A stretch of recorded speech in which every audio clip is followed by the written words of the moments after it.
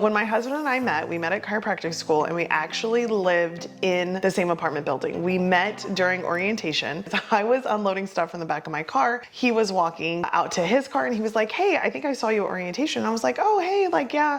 He's like, "Where are you from?" I'm like, "I'm from Kansas." He's like, "Cool, I'm from Jersey."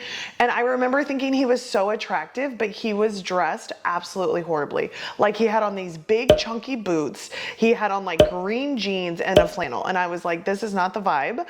And if you ask him, he'll tell you that he noticed that I had a big butt and he was like, "I'm totally gonna hit on her." We were best friends for like 2 years. We lived in the same apartment building, so we'd walk to class together, we'd study together. When we came out that we were secretly in love, nobody was shocked. Everybody knew that it was coming. But Kyle and I were like kind of not accepting that that's what it was going to be. But once we were like, okay, we're in love, it's obvious. I remember we went on our first date and he was like, "Let me take you out for margaritas and Mexican." Best date night ever. And we were sitting there and I was like, "Listen, if we're going to go on a date, I need you to understand that if we fall in love, that I will move where you want me to, but that you are going to raise children the way that I want to." And he was like, "Really? Like, this is our first date?" I'm like, "Yeah, this is important. If not, then there's no point in us dating." And he was like, "Sure, Steph, whatever you want to do, we'll do." And I was like, "Okay, great. This is going to be good." Needless to say, that was 7 months before we graduated. Yes, we had known each other for 3 years, but we had really only dated for like 7 months before it was time to make this huge life decision and decide where we wanted to move. We had went and interviewed at a place in Austin, Texas. We both wanted to live somewhere really cool. Lifestyle was important to us. We had just went to school for 8 years, so we're like, okay, we want to have fun now. When I tell you we had the worst experience of our life, it is so true. Like, we almost broke up. We were fighting the entire trip. First of all, we're both broke as shit because we're college students. We go and we interview at separate internships. He kind of liked his guy. My guy was crazy. I was like, "I'm absolutely not working here, even if we move here." But what made the trip so horrible is we showed up at the place that we were supposed to stay at for the weekend, and it was like a Red Roof Inn. And I am from Kansas. I didn't even know what a Red Roof Inn was. Kyle was like, "Steph, like, where'd you book the hotel?" And I'm like, "A Red Roof Inn." And he was like, "You're kidding me, right?" And I was like, "Why? What's wrong? I got it for super cheap. It was like $40 a night." And he was like, "Yeah, there's a reason it was $40 a night." And we get there, I'm absolutely mortified. There's like homeless people on each side of the hotel. And I'm like, "Kyle, I'm not staying here." He was like, "I knew you were gonna say that." We're like, you know what? This trip has been horrible so far. We end up just booking a super bougie hotel that we couldn't afford at the time. We're like, we're gonna make the most of this trip. Needless to say, the trip turned around, but we still had this internal feeling like Austin wasn't where we were meant to be. After further discussion, he was like, "I kind of miss living on the East Coast by the beach. Like, quality of life is really good." I'm like, "I've never lived by the beach. Let's give it a go." We moved out to Jersey. We packed up everything. By the way, in my studio apartment in Davenport, Iowa at Perry Hill Apartments, we were living together in a studio apartment. So it was like 400 square feet for the both of us. If you haven't met Kyle yet, like, he is huge and massive. And so we were compacted in this like tiny apartment. We're going to move out to Jersey. We both had interviewed for places. We had found positions. Kyle hadn't passed Part 4 boards yet. It was really a stressor on us. Like, I knew that I was securing the job that was going to be able to financially support us while he got up and going. This is what we're going to do. We packed up everything into a U-Haul. Kyle drove the U-Haul with his car attached. I drove my car behind him, and it was like an 18-hour drive out to Jersey. I remember it like it was yesterday. We arrived at this house because the apartment that we had chose was from Craigslist. The woman seemed very normal while we were communicating with her. Turns out she was a little bit of a lunatic. The way she described it was a separate apartment attached to her home. Nope, you walk in the front door, you have to go down the stairs, and the apartment is basically her downstairs. So there was like a couch, a living room, a bathroom, and 1 bedroom. And we were paying $1,000 a month for it at the time. So you guys listening to this are probably like, that's not that crazy. Back in 2015, that was crazy. I was not used to that. My rent in Davenport was like $400 a month. For us to live somewhere in Jersey, I was not used to the pricing out here. I was not used to how expensive everything was. This is where we're at. This sucks. We're gonna make the best of it. Looking back now, that was one of the hardest times in our relationship. We weren't married yet. We weren't even engaged yet. Basically, been like, okay, I'm in love with you. I'll follow you anywhere you want to go. And I was kind of putting all my eggs in that basket, leaving all my family and friends behind. While the job itself was a good opportunity, I was just not in alignment with being there. I was really overworked, felt like I was undervalued, underpaid. The town we lived in was a town called Succossuna. I don't even know how to spell that, but it was in the middle of nowhere in New Jersey. And when I envisioned myself living this big East Coast dream and moving out to New Jersey, it was not to be in the middle of nowhere.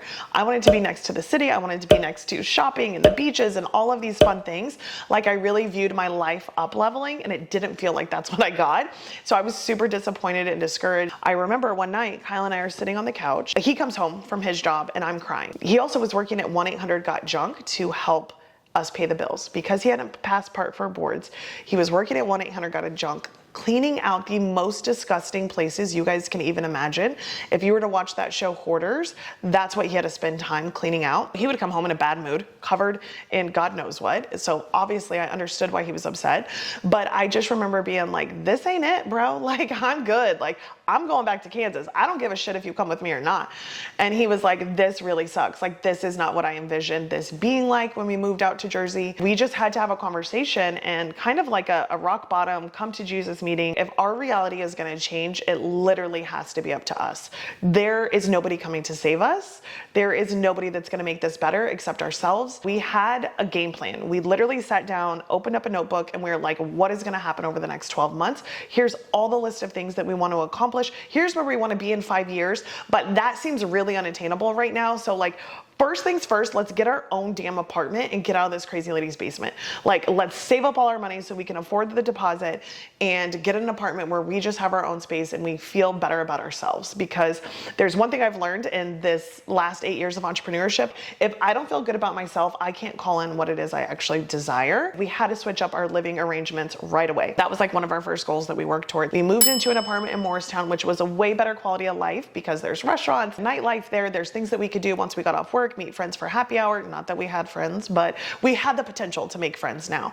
The next thing on the list was leave my position after Kyle got certified as a DC so that he could start practicing and get a really good income. We cross that off. He passes Part 4 boards, like by a hair, like I think by 2 points. And we both are just bawling when he calls me and he gets the results. Things are finally turning around. Like, it's not going to be that bad anymore. We secure Kyle a job as an associate. And I remember sitting on the couch Sunday and being like, hey, I am going to fix your resume because this is dog shit. Like, I don't know who you thought was going to hire you with this resume. And he was like, yeah, okay. Like, I haven't even looked at it since I like graduated college. And so I make him sound amazing, which he is. And he gets a call right away after submitting his application within 5 minutes. And the owner of the clinic at the time was like, you're amazing. You're exactly what I'm looking for. Can you do an interview tomorrow? Kyle's like, yeah, sure. So the guy calls him and he's like, you played rugby. You're an All-American wrestler. Like, I know you have the grit and tenacity that it takes to be a really good chiropractor. And I think that's important because so often people are actually looking at our characteristics and the adversities we've faced when deciding if they're going to be a really good part of the team. I know I do. Like, the more adversity you face, the better qualified you are to work with me because my life is not easy. The things I'm trying to accomplish are not easy. I need you to be able to handle a little bit of that. Kyle gets an amazing position. He ended up staying with that company for 3.5 years. He became partner. He was 25% owner of the company, but ultimately we had no work-life balance. We were making money, like money. For 2 broke kids, by the time I had opened my practice, I had been open for 2 years at that point. Kyle was making well over $200,000 at his position. Life is good. We're traveling, enjoying things, buying things. Like, I could go on a little shopping spree, but we still had no work-life balance. Our bigger vision is to obviously have a family. We're not going to be able to do that clocking in these 12-hour days. Kyle had an hour commute each way, so he would leave at 8 in the morning. He would get home 8 or 9 at night. It was really brutal. Money's good, but money's not everything. And you'll hear me say this time and time again. Money is amazing. It gives you options, but without the freedom to explore those options, you ultimately have nothing. We're like, okay, Kyle, it's time for you to go out and open your own company. He hit 7 figures within that company within 2 years of opening it. Super proud moment for both of us. We have figured it out. Kyle's doing really well. I'm doing really well in these clinics, but we still need a little bit more time freedom. So it was really time for me to expand my team and bring on an associate doctor. And the minute I did that, I feel like I took a quantum leap. That same year that I hired an associate, I bought my dream car because I had paid off my student loans, and my dream car at the time was a Range Rover Velar. And I remember us submitting that like final $50,000 payment and us like celebrating, jumping up and down in our first house, going crazy. And we were like, holy shit, like we don't have debt. At least one of us now, like we still got Kyle's debt. But this just opened up new opportunities for us. Shortly after, we rolled into COVID. And this is not the appropriate time to tell you how bad COVID was as a business owner. I'm sure I'll do another video on that for you later. But But we started facing serious adversity again. So we had like hit this really low valley and we were like coming up to the mountain peak. And then all of a sudden we like thought we were going to keep trajecting up, but then we like were stopped dead in our tracks.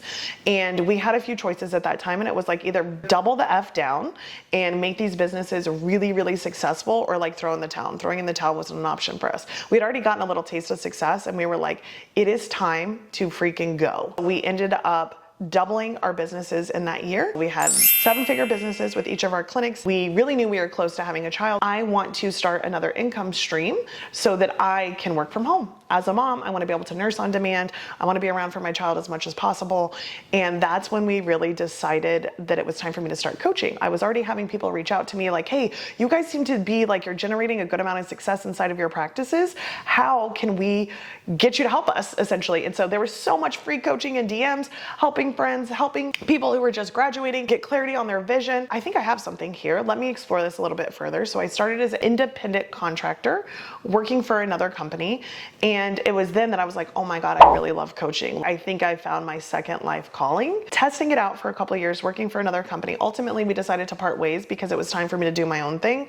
And that's how the Wealthy Practitioner was born. The Wealthy Practitioner was born, but also my beautiful son, Jethro James, was born. And really becoming a mother awakened an entire beast inside of me that I didn't even know existed. Like, I've always been a little bit of a savage. Having a son really increased my desire and my passion for life, but it also decreased my ability to tolerate bullshit. I was no longer willing to have relationships in my life that weren't for my highest good. I was no longer willing to tolerate people that didn't have really big goals and aspirations. And it really just forced me to get crystal clear about what I wanted for this next season of my life. And I think he is such a beautiful example of being abundant and living in this abundant world and being able to call in everything that you want. Like, I'm going to have to do an entire video about how I manifested him directly. Like, he has blonde hair, blue eyes. You would never expect me to have a child like that. But I always said to my husband, we're going to have a blonde hair, blue-eyed baby. And needless to say, we did. At that point, when I had him, I was like, I need to start dreaming way, way bigger. Not only was the Wealthy Practitioner born, Jethro was born, and I was like, how am I going to tie these together? And I know so often for women that I talk to, they have this fear becoming a mom is going to take away from what they already have, or becoming a mom is going to hold them back. They're not going to be able to chase their dreams. It's going to be too distracting. Like, I also possessed all these fears. It's why I waited a long time to become a mom. Kyle and I were married for 5 years before we had a baby, and it's because I was holding on to some of that fear, but I wish I just would have realized how much better life actually gets. And having children, sure, isn't for everybody, but it's absolutely for us. I just think about how abundantly blessed we are now that we have him, and how much he expanded us in ways that I think only parenthood can expand you. The Wealthy Practitioner is well on its way to becoming a 7-figure company too. We've really been pouring all of our time and our energy and focus into this company for the last 18 months. It's still 18 months new. It's really crazy to think about that. Last year's the first year that we launched the podcast. A few months ago, we had our very first Scale Up event in Nashville that we sold out to 90 attendees. We are just on a fast path to success. I know it's only going to expand from here, but that's the whole purpose of me wanting to dive into this and give you guys a behind the scenes, because I don't think there's a lot of women out there in particular who are showing you what it looks like to run multiple 7-figure companies and still be a super present mom. He is absolutely my number one priority. Sometimes his dad gets jealous of, but he is a close second. The two of them together are my number one priority. I don't sacrifice my time with them in order to build these companies. I make sure that the companies are self-sustainable and are able to grow, whether or not I'm playing Legos with my son. I think it's really important for you to get that aspect, and I hope you stay tuned for more. Thank you so much for being here. If you've liked what you're listening to, please like, subscribe, and share these episodes with your friends so that we can continue to reach more people to help them build the lives that they love.